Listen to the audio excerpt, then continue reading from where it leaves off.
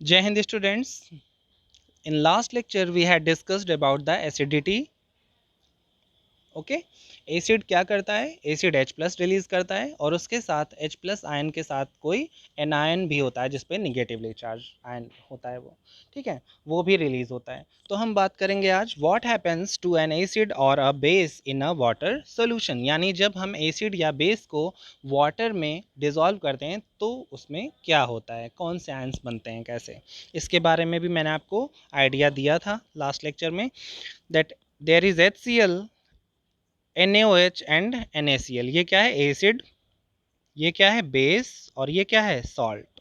Okay, आपने neutralisation reaction भी पढ़ा है पहले, acid plus base give salt and water.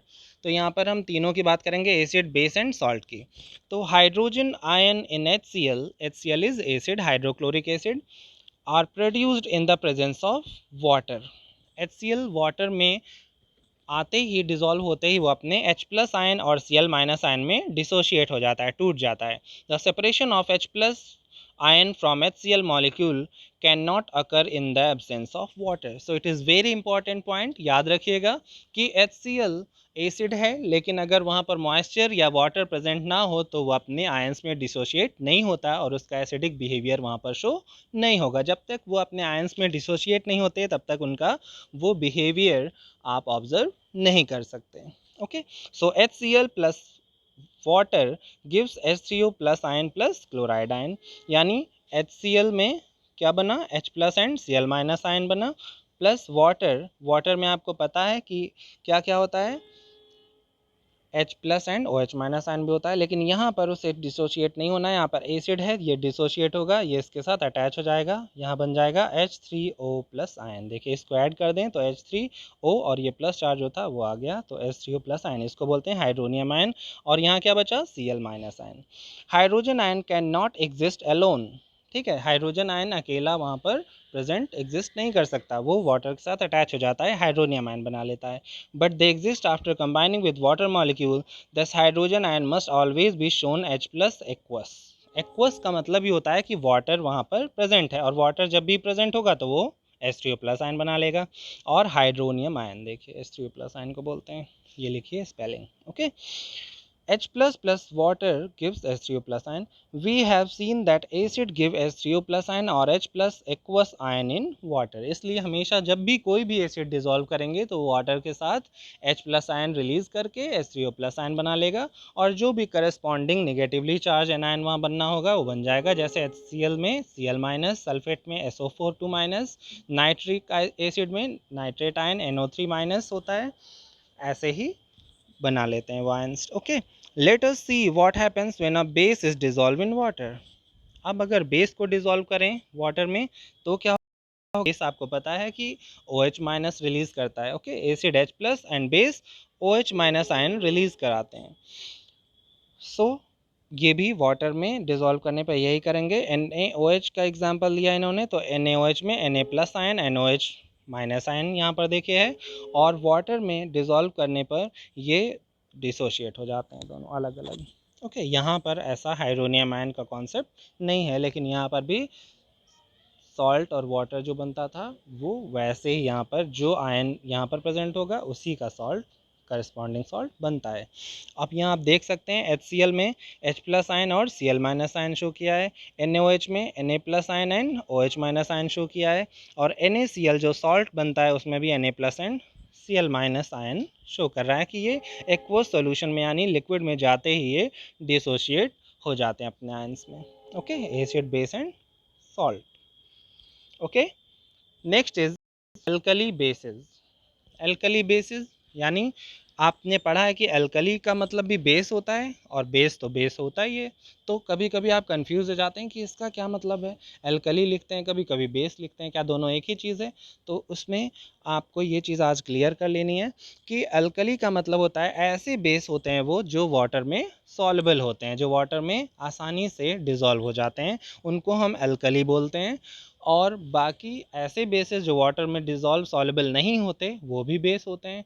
तो हम कह सकते हैं all bases do not dissolve in water, ठीक है, यानी सभी बेसेस वाटर में डिज़ोल्व नहीं होते, सॉल्युबल नहीं होते, लेकिन जो वाटर सॉल्युबल होते हैं उनको हम एल्कली बोलते हैं। तो all alkalis are bases but all bases are not alkali. Okay, इसे लिखिएगा, इस लाइन को समझने की कोशिश करिएगा। जैसे मैंने बताया कि सभी एल्कलीज क्या हैं, बेस होते हैं, लेकिन वो वाटर सॉल्युबल होना चाहिए। लेकिन सभी बेसिस एल्कली होते हैं ऐसा नहीं होता, क्योंकि सभी वाटर में सॉल्युबल नहीं होते। एग्जाम्पल है KOH प्लस H2O गिव्स, क्या मिलेगा यहाँ से, KOH में ब्रेक होगा, यहाँ से K प्लस आयन बनेगा, OH माइनस आयन बनेगा। ये देखिए यहाँ एक्वस लिखा है, यानी वाटर में ये सॉलिड और ये लिक्विड था, यहाँ पर एक्वस एक्वस है। MgOH ट्वाइस क्या होता है, मैग्नीशियम हाइड्रोक्साइड, बेस है, वाटर में डिजोल्व किया, magnesium ion and hydroxide ion में डिजोल्व हो गया। Bases generate hydroxide ion in water, ठीक है, हाइड्रोक्सिल आयन या हाइड्रोक्साइड आयन भी इसे बोलते हैं। Bases which are soluble in water are called alkalis, बस जो वाटर में सॉल्युबल हो उन्हें एल्कली बोलते हैं। All bases do not dissolve in water. An alkali is a base that dissolve in water. They are soapy to touch. यानी touch करने पर ये सोप जैसा कैसा होता है, स्लिपरी होता है, फिसलता है। जो हाथ पर, फिंगर पर अगर आप लगाएंगे हल्का सा, उसे टच करेंगे तो वो स्लिप करेगा, स्लिपरी बोलते हैं उसे। सोपी इन टच का मतलब स्लिपरी होना। बिटर, बिटर का मतलब आपने कभी सोप को टेस्ट किया हो तो वो कैसा होता है, बिटर होता है, टेस्ट में अच्छा नहीं होता स्वाद उसका। एंड कोरोसिव, कोरोसिव का मतलब अगर बेस आपके स्किन पे टच होगा डायरेक्टली तो वो आपके स्किन के लिए अच्छा नहीं है। कोरोसिव इन नेचर का मतलब वहाँ पर आपको रैशेज हो जाएंगे, ठीक है, खुजली होगी, रेडनेस आ जाएगी स्किन पे, और वहाँ पर दाने भी निकल सकते हैं, ठीक है। नेवर टेस्ट और touch them as they may cause harm. तो बेस को कभी भी हमें ऐसे डायरेक्टली हाथ से टच नहीं करना चाहिए, अपने स्किन पे नहीं लगाना चाहिए। लेकिन सोप आप कहते हैं कि ये भी तो बेसिक है, तो सोप को देखिए आप स्किन पे लगाते हैं, वो बहुत मतलब हल्का होता है, बहुत स्ट्रॉन्ग बेस नहीं होता, ठीक है। और अगर आप उसे टेस्ट करने की कोशिश करेंगे तो ये अच्छी चीज़ नहीं है, ठीक है, उसे ट्राई मत करिएगा। लेकिन मैंने इसलिए कहा कि आपने कभी फेस वॉश किया हो या ऐसा, और नहाने में भी कभी आ जाता है, तो आपको पता चलता है कि इसका टेस्ट अच्छा नहीं है। जैसे स्वेट है, पसीने का भी आपको पता है कि वो भी आपको टेस्ट नहीं करना चाहिए, लेकिन बाय चांस आ जाता है तो आपको पता है कि वो सॉल्टी होता है। और सोप कैसा होता है, बिटर होता है टेस्ट में। ओके, न्यूट्रलाइजेशन रिएक्शन क्या होता है, न्यूट्रलाइजेशन हमने पढ़ा था, acid plus base give salt and water. Now as we have identified that all acid generate H plus and all bases generate OH minus ion. कब, एक्वस सॉल्यूशन में, यानी जब वो वाटर में डिजोल्व होते हैं तो हमेशा एसिड H प्लस देंगे और base OH minus ion release करते हैं। We can view the neutralisation reaction as follows. तो हम इसे ऐसे भी लिख सकते हैं, acid plus base give salt and water. तो देखिए यहाँ पर एसिड में कह रहा है कि कोई भी एनायन हो उसके साथ, यानी H प्लस तो हमेशा ही होगा, तो HX लिख दिया, यानी HCl, HNO3, ठीक है। इस टाइप से कोई भी चीज़ लिखने से बेटर है कि इन्होंने H और X लिख दिया। X का मतलब कुछ भी हो, वहाँ पर क्लोराइड हो सकता है, सल्फेट हो सकता है, नाइट्रेट हो सकता है, ओके। और MOH लिख दिया, M का मतलब वहाँ पर कोई भी मेटल होगा। जैसे हम ज़्यादातर बेसिस में क्या पढ़ते हैं, NaOH, KOH, MgOH का ट्वाइस, ठीक है। इस टाइप से जो भी रहता है वो क्या होता है, मेटल।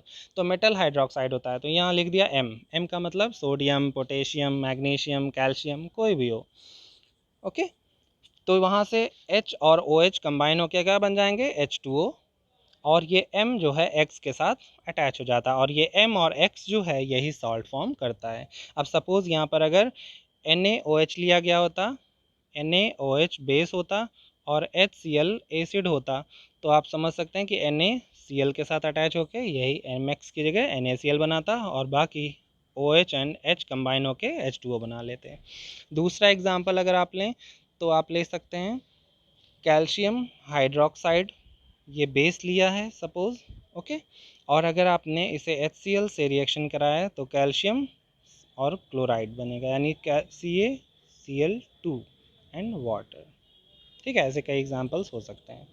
अब यहाँ देखिए डायरेक्टली अब इस इक्वेशन को ऐसे लिख दिया कि अगर हम इसे X के साथ अटैच ना करके सिर्फ ये दिखाएं कि कोई भी एसिड हो वो एक्वस फॉर्म में H प्लस रिलीज़ करेगा, और कोई भी बेस हो तो वो OH माइनस एक्वस फॉर्म में रिलीज़ करेगा। ओके, तो ये दोनों कंबाइन होकर हमेशा वाटर फॉर्म करते हैं, और जो चीज़ इनके साथ अटैच होती है वो आपस में कंबाइन होकर सॉल्ट फॉर्म करती है, तो सॉल्ट एंड वाटर इस तरह से बनता है। तो ये है इसका मैकेनिज्म, मतलब ये क्यों हमेशा वाटर फॉर्म करता है। तो आप बता सकते हैं कि एसिड में H+ होता है, बेस में OH माइनस होता है, और वो दोनों कंबाइन होकर वाटर फॉर्म करते हैं, और जो भी उनके करेस्पॉन्डिंग आयंस होते हैं वो आपस में कंबाइन होकर सॉल्ट फॉर्म करते हैं। Late us see what is involved when water is mixed with an acid or a base।